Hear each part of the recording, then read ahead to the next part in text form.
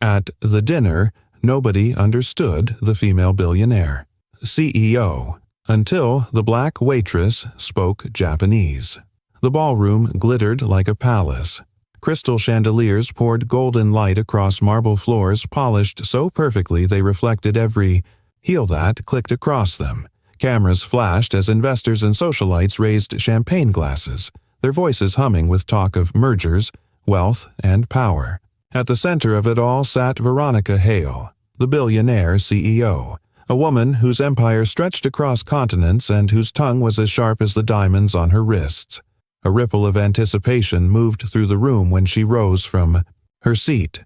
Dressed in a scarlet gown that screamed wealth and authority, she scanned the waitstaff gliding silently between tables, balancing trays of wine, her eyes locked on one figure, a young black waitress moving with quiet grace, her uniform spotless, her face calm.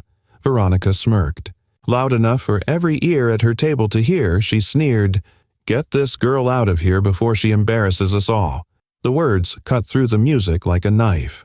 The waitress froze, tray steady in her hands, but her silence only seemed to fuel the CEO's cruelty.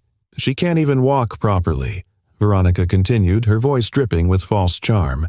"Do you see how she clutches that tray? Like a child terrified of dropping her toy. Honestly, who hires these people?" Nervous laughter fluttered around the table. Some guests chuckled politely, eager to remain in the billionaire's favor. Others shifted uncomfortably, their eyes darting to the floor. A few phones slid discreetly out of pockets, cameras tilted just enough to capture the scene. The waitress, however, did not flinch. She adjusted her grip on the tray, shoulders squared, eyes forward. Her calmness only deepened the sting of the insult. For silence in the face of cruelty can speak louder than anger. Veronica leaned back in her chair, basking in the chuckles of her guests, certain of her dominance. She lifted her glass as if to toast her own cleverness. "This is what happens when standards are lowered," she declared.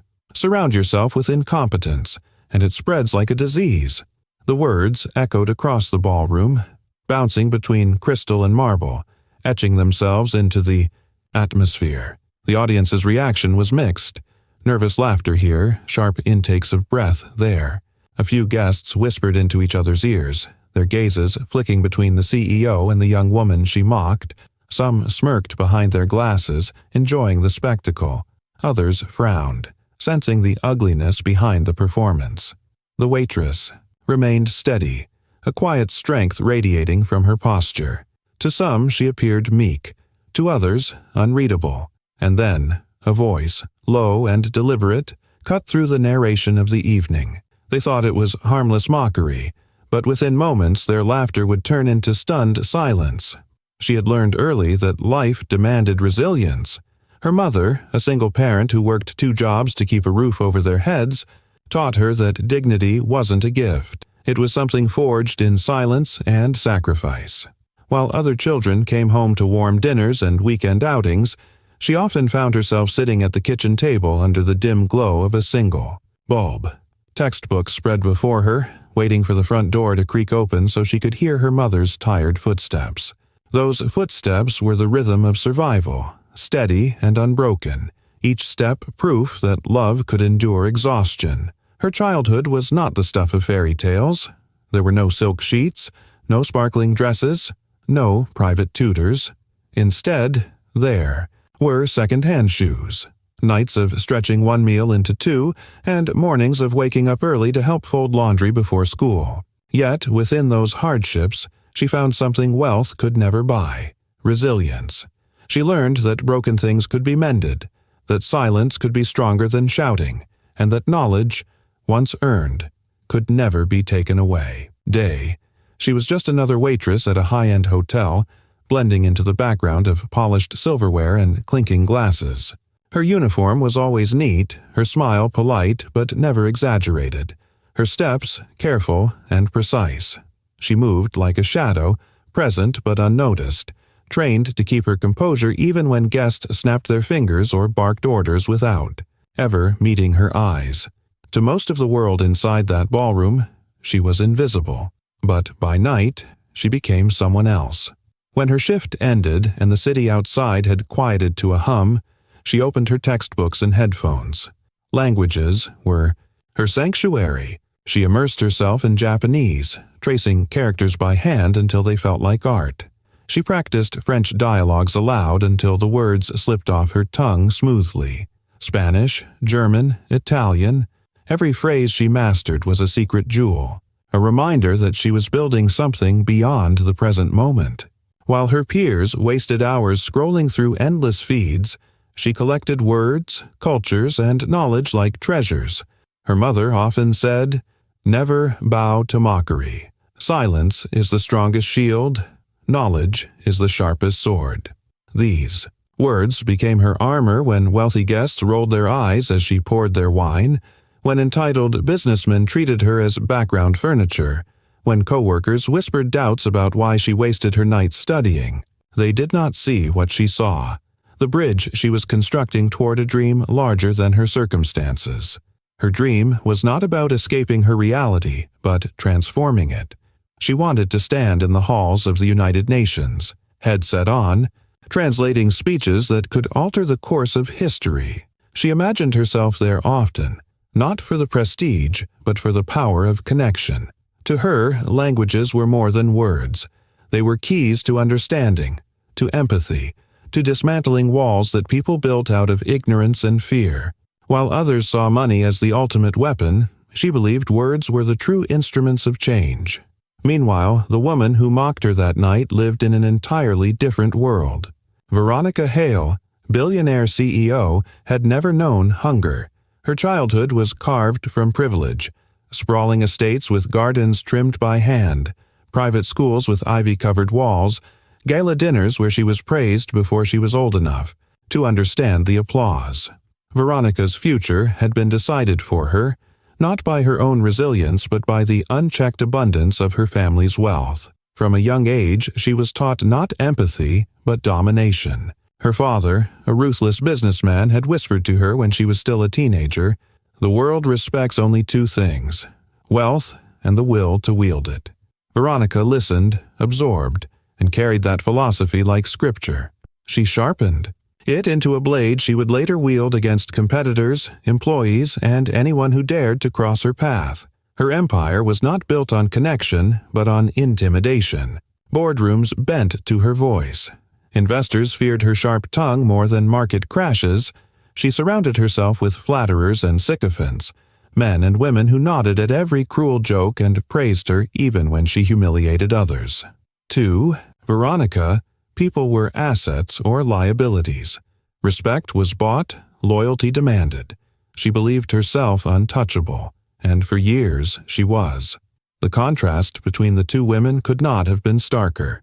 One shaped by hardship, the other by indulgence. One who believed in the quiet power of patience, the other who thrived on loud displays of control.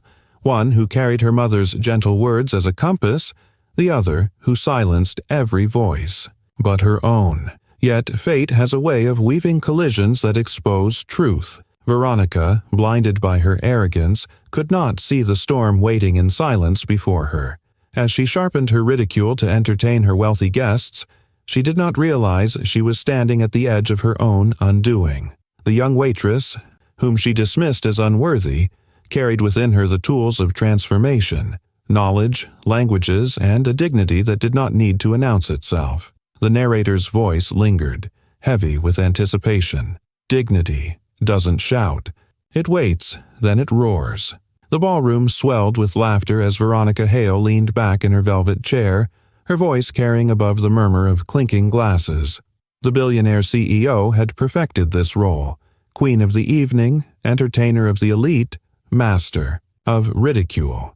To her, humiliating others was a sport, a way to keep the spotlight fixed firmly on her. Her eyes flicked again to the waitress gliding past, balancing a silver tray heavy with crystal glasses. The young woman's movements were precise, almost graceful. Too graceful for Veronica's taste. "Look at her," Veronica said loudly enough for several tables to hear. "She thinks she's on a stage, tiptoeing like a ballerina. This is a dinner, not a ballet recital." Her guests chuckled obediently. Some laughed harder than they should have, eager to stay in her good graces. The sound rippled through the air, bouncing against the golden chandeliers. The waitress did not falter. She set a glass down gently. At a guest's side, her expression calm, her eyes lowered but not weak. "Oh, but wait," Veronica continued, her tone dripping with sarcasm. "Do you hear that accent when she says sparkling water? I had to strain my ears to understand. Her. My dear, you're working at a luxury dinner, not some street corner deli. Enunciate." Another round of laughter burst from the table. A man in a tuxedo slapped his knee, roaring a little too loudly. The waitress inclined her head slightly, acknowledging the comment without truly acknowledging it, and moved on to the next table. Still, the CEO wasn't finished. She tilted her head, letting her diamond earrings catch the light. "And those shoes," she added with mock horror. "Are those even regulations? Look, she can barely keep her balance. I'm half afraid she'll trip and spill red wine on. My gown. Can you imagine? A disaster." Her words sliced the air like daggers. Again, some guests laughed, but this time, not all. A woman seated a few chairs away shifted uncomfortably, her smile stiff. Another guest, a younger man, whispered under his breath, "This feels wrong." His companion hushed him quickly, eyes darting nervously toward Veronica. The waitress continued her work, unfazed. Her poise was unshakable, as if she had trained her body to move in rhythms that mockery could not disrupt. Each step was measured, each placement of glass deliberate. She refused to feed the performance, refused to give Veronica the satisfaction of a reaction. And that silence, that unbroken composure, unsettled some. It wasn't weakness, it was something else, something harder to define. Veronica, however, mistook it for submission. She smirked, raising her glass high. "Do you know what I call people like her? Background noise, essential enough to keep the show running but never worth remembering." A few gasps slipped out this time. Someone muttered, "Too much," under their breath, but quickly masked it with a cough when Veronica's eyes swept the room. The billionaire thrived on dominance, and the discomfort only seemed to fuel her cruelty. The waitress paused for a fraction of a second, just long. Enough for one observant guest to notice the glint in her eyes. A quiet ally, seated near the edge of the table, leaned toward his companion. His voice was low, almost conspiratorial. "Careful, sometimes the quiet ones surprise you." But Veronica heard nothing beyond her own echo. She thrived in the performance, certain that the applause would always follow. "Tell me," she called out to the waitress, her voice pitched for attention, "do you even understand the language of this room? Or do you just smile and nod, hoping nobody notices?" The waitress turned her head slightly, her gaze brushing over Veronica for the briefest of moments. It was not defiance, not quite, but it was enough to freeze one or two guests mid-laughter. There was something unreadable in that look, a calm that unsettled. Yet Veronica pressed on. "Silence," she said triumphantly, spreading her arms, as though she had just proven a point. "Exactly, nothing but silence. That's all she has." The audience fractured further. Some chuckled but uneasily. A few stared into their glasses, avoiding eye contact with the waitress, and still others watched her with quiet curiosity, noting the elegance in her silence, the way her restraint contrasted so violently with Veronica's thunder. The tension, stretched thin, taut as a violin string. Every new insult added weight, yet the string did not snap. It held, humming with unspoken energy. The room, though filled with laughter, began to carry an undercurrent of anticipation, as if everyone sensed something was building, even if they couldn't name it. The waitress poured another glass of wine, her hands steady as stone. Inside, her mother's words echoed, "Never bow to mockery. Silence is the strongest shield. Knowledge is the sharpest sword." She wore those words like armor, and though the arrows came quick and sharp, none pierced her. The ally who had whispered earlier leaned back in his chair, a small smile tugging at his lips. He could see it, the balance shifting ever so slightly. The CEO, in her arrogance, was digging her own grave, and the young woman she mocked held the shovel, whether she realized it or not. Still, Veronica prattled on, delighting in the spotlight. "Honestly," she said, "I sometimes think these girls imagine they're better than they are. But look closely and you'll see. Polish the shoes, straighten the uniform, and yet, underneath it all, they remain ordinary." Her words landed, but their impact was different now. The laughter was thinner, the unease thicker. More eyes turned toward the waitress, studying her not as a target but as a mystery. How could someone endure such humiliation and remain so composed? How could she walk through the fire without flinching? The answer had not yet been revealed, but the room was beginning to sense it. A storm was brewing in the silence, a roar gathering in the calm. And as the narrator's voice curled through the tension, it carried a warning that few heard but none would forget. Careful. Sometimes the quiet ones surprise you. I bet she doesn't even understand us. Just another useless girl serving tables. Veronica Hale's voice struck the air like a gavel. The Billionaire CEO, draped in scarlet silk and diamonds, smiled triumphantly at her audience of investors and socialites. It was meant to be her final blow, the culmination of an evening's worth of sneers. Glasses clinked nervously, some guests tittered out of habit, though the laughter felt thinner than before. At the far end of the table, the young waitress paused, with her tray. She had endured the taunts about her accent, her posture, even her shoes. She had been mocked as background noise and reduced to an object of derision. But in that moment, after those words, something changed. Her silence shifted from shield to sword. She set the tray carefully on the linen, lifted her chin, and spoke in flawless Japanese. "Shiri itashimasu. 世間ほどのご発言について、ほんの一言だけ申し上げてもよろしいでしょうか?" "Excuse me, may I offer a word about your remark?" The ballroom froze. The quartet faltered mid-phrase. Conversations died instantly. The sound of her voice, clear, confident, and precise, did what no outburst could have done. It commanded stillness. Phones shot up from pockets, their lenses glowing red, eager to catch every syllable. Veronica blinked, her smirk evaporating. What? What did she just say? The waitress's voice did not tremble. スパ言葉で箸をかける仕事を目指しております。今夜ハワインを運びますが、いつの日か国と国との仲を運びたいのです。I aspire to build bridges with words. Tonight, I will carry wine. One day, I hope to carry the intentions of nations. The hush that followed wasn't mere surprise. It was awe. Investors leaned forward. Guests exchanged looks that said without speaking, "Did you know she could do that?" Even the chandeliers seemed to hum differently. At the far end sat Mr. Sato, a silver-haired Japanese investor with a reputation for listening more than speaking. He adjusted his cufflinks, then addressed her in his native tongue. 自問させていただけますか? 意気は人の味ならずの正しい意味を説明していただけますか? Emi, I ask you, what is the true meaning of the proverb Nasake wa hito no tame narazu? Veronica glanced at him, bewildered, unsure if he was siding with her or testing the girl. All eyes returned to the waitress. She bowed slightly.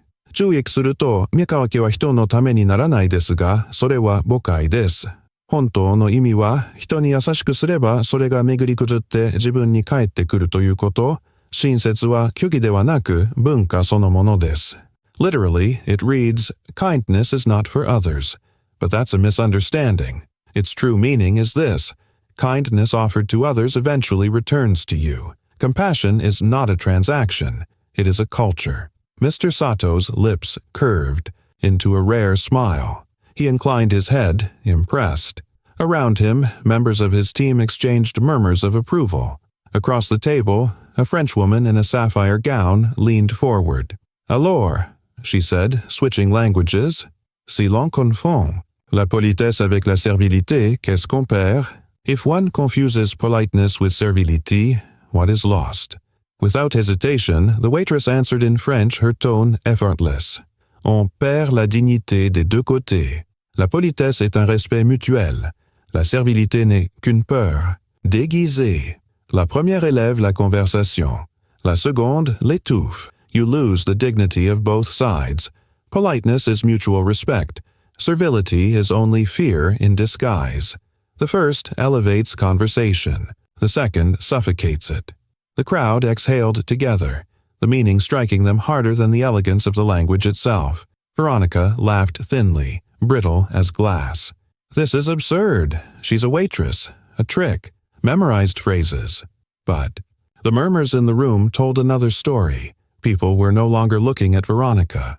They were looking at the waitress, no longer invisible but radiant in composure. Mr. Sato raised another test, this one practical. Weinu chushi suru toki, keigyo de dou yenimasu ka? When serving wine, how would you phrase it in honorific Japanese? The waitress placed her hand lightly on the bottle, bowing her head just so. Shiryou itashimasu. Kochira kawaii de gozaimasu. Moshi o kuchi ni awanakereba, sugu ni betsu no mono o go youi itashimasu. Pardon me, this is red wine. If it does not suit your taste, I will promptly provide another.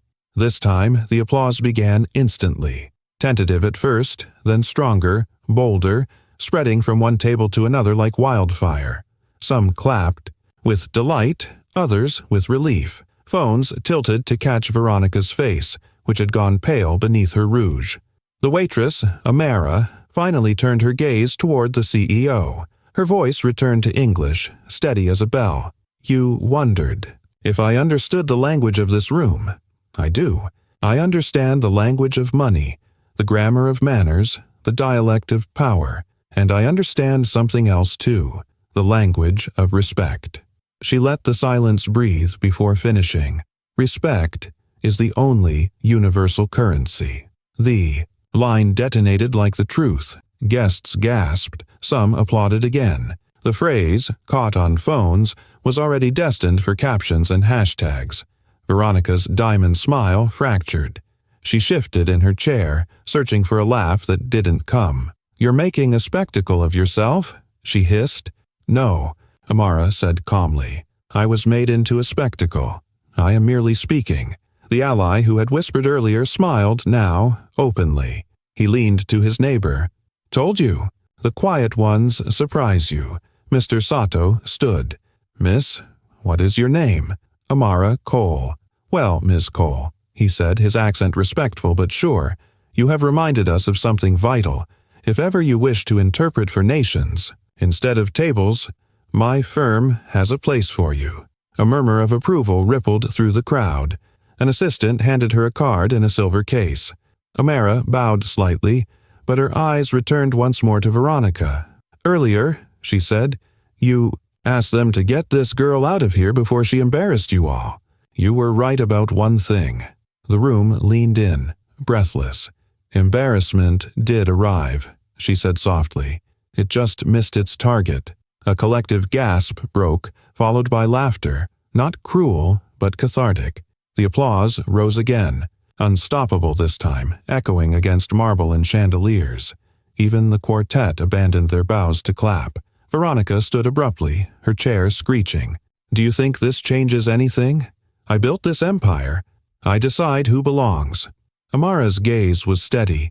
Every empire falls when it forgets that belonging cannot be bought. Phones caught every word.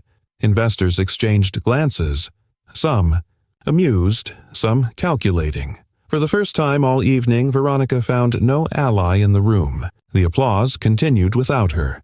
Amara accepted the card, sliding it into her pocket with care.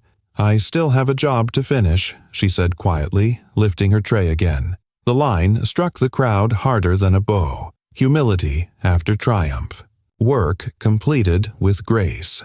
As she moved to the next table, Veronica stood stranded, red-faced and exposed. Her earlier words echoed back through the crowd like a ghost. Get this girl out of here before she embarrasses us all. Now they carried. New meaning, sharpened by reversal. She had scripted her own humiliation. The narrator's voice closed the moment with quiet inevitability. They thought it was harmless mockery. But in one night, their laughter turned into stunned silence. Dignity does not shout. It waits. Then, it roars. The ballroom had been reset, its atmosphere utterly transformed. Only minutes before, Veronica Hale's words had filled it with derision and cruel laughter. Now, her silence filled it instead. The applause still echoed faintly against marble columns, a ghost of the roar that had greeted Amara's words. Respect is the only universal currency. The guests shifted. Some who had once leaned eagerly toward Veronica now leaned away, their bodies angled toward Amara as if she had become the gravity in the room. Investors whispered to one another, calculating, the optics of aligning themselves with a waitress who had just silenced a titan. Several phones, once hidden, now recorded openly, not Veronica's performance but Amara's quiet return to her duties, tray balanced easily in her hand. Veronica tried to reclaim the stage, her voice raised above the clatter of applause. "She's nobody," she declared, laughter sharp and hollow. "Do not be deceived. She'll be forgotten by morning." But the words rang false. Guests did not nod in agreement. They exchanged glances, eyebrows raised, lips pursed. A few even rose quietly from Veronica's table, drifting toward the far side of the room. Their desertion was subtle, but in high society, subtlety was often the loudest statement. Mr. Sato, the silver-haired investor who had tested Amara in Japanese, stood tall, his presence commanding respect without demand. "I disagree," he said, his accent measured but his words crystalline. He addressed the crowd, not Veronica. True leadership is measured not by power displayed, but by respect earned. Tonight, this young woman has shown us what leadership looks like. He turned to Amara, extending his hand. She hesitated, polite, cautious, then accepted it with the grace of someone raised to honor humility before triumph. His assistant pressed a silver card into her palm. "My firm is headquartered in Tokyo," Mr. Sato continued. "We are expanding to New York. We would be honored if you would consider joining us as an interpreter. Your skills deserve a stage, far larger than this room." Gasps, murmurs, and nods rippled through the crowd. Amara's cheeks warmed, but her composure never faltered. She bowed her head slightly, replying in English so all could hear, "Thank you, sir. I am deeply honored." Around the room, admiration sparked like kindling. What had begun as a dinner party was shifting into legend before their eyes. Phones kept rolling. Within hours, the footage would spread beyond the ballroom, carried across timelines and screens. Hashtags would bloom. "Edi respect is currency, Chedi Amara Cole, e.g. quiet power." Veronica tried again to reclaim her dominance, her diamond-clad hands spread as though summoning loyalty. "Investors, let us be reasonable. She is a server, not a scholar. But her words cracked mid-sentence. Guests were not looking at her anymore. They were looking through her. One muttered audibly, "Cruelty isn't leadership." Another, folding his napkin deliberately, said, "I won't be doing business with Hale Industries again." The whispers spread. Veronica's empire, once a fortress, was beginning to crumble. Not through scandal, not through stock markets, but through something far simpler: disdain. At the edge of the room, Amara quietly slipped her phone from her pocket. For the first time that evening, she was not composed for the crowd. She dialed her mother, pressing the device close as her heart still thundered in her chest. "Amara?" Her mother's voice came, tired but familiar, the voice of night shifts and endless prayers. "Mama," Amara whispered, her voice breaking only now that she was safe in her mother's ear. "It happened, just like you said it would.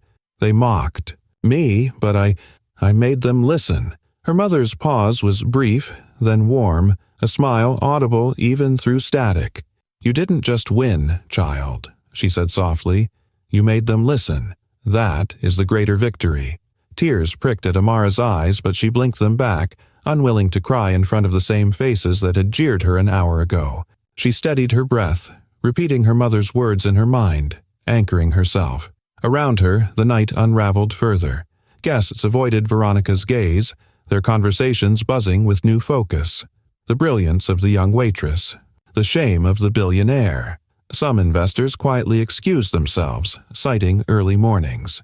Others lingered, eager to speak to Amara, to congratulate her, to press cards into her hand with promises of opportunity. Veronica remained stranded at her table, her earlier allies retreating one by one. The queen of the ballroom had been dethroned, not by a rival titan, but by a woman she had dismissed as invisible. The humiliation was sharper for that reason, and though she tried to mask it with icy posture, the tremor in her glass betrayed her. By the time dessert was served, the hierarchy of the evening had flipped entirely. Where Veronica's table once commanded the room, now it sat half-empty, shadows of loyalists lingering in silence. Meanwhile, Amara, still working, moved from table to table with the same calm poise as always. But now, each guest she served met her with respect, sometimes with reverence. The night closed with applause not for the CEO's empire but for the waitress's dignity, and in that reversal a new order was born. Arrogance exposed, humility exalted. The dinner ended, but the story had only begun. By morning, the ballroom was no longer just a memory. It was a headline. Clips of the confrontation flooded social media feeds. Amara's calm Japanese, her flawless French, the way she declared, "Respect is the only universal currency." One video, captioned simply, "The waitress who silenced a billionaire," amassed 2 million views before breakfast. By the end of the week, it had crossed 50 million. The hashtags rose like a tide. Yiti respect is currency, quiet power, yikamera ko. Young students posted videos of themselves repeating her words in their own languages, echoing the mantra that had pierced the glittering armor of arrogance. Activists and educators shared her story as proof that brilliance does not always wear a tailored suit. While Amara's name spread across the globe, Veronica Hale's empire began to crack. Investors withdrew with the precision of surgeons, quietly extracting their capital from her ventures. News outlets replayed the footage with biting commentary, the CEO who mocked respect. Journalists unearthed older stories, employees humiliated, assistants discarded, rivals crushed without mercy. The narrative was no longer about her wealth, but her downfall. Her company's stock slipped first by 3%, then 7%. Within a month, it had lost nearly a quarter of its value. Her board of directors called emergency meetings. Analysts wrote long op-eds about toxic leadership in the age of viral accountability. Veronica, once untouchable, became a case study in how arrogance could erase decades of power overnight. Meanwhile, Amara's life was changing in ways she could hardly process. Mr. Sato's offer was only the first.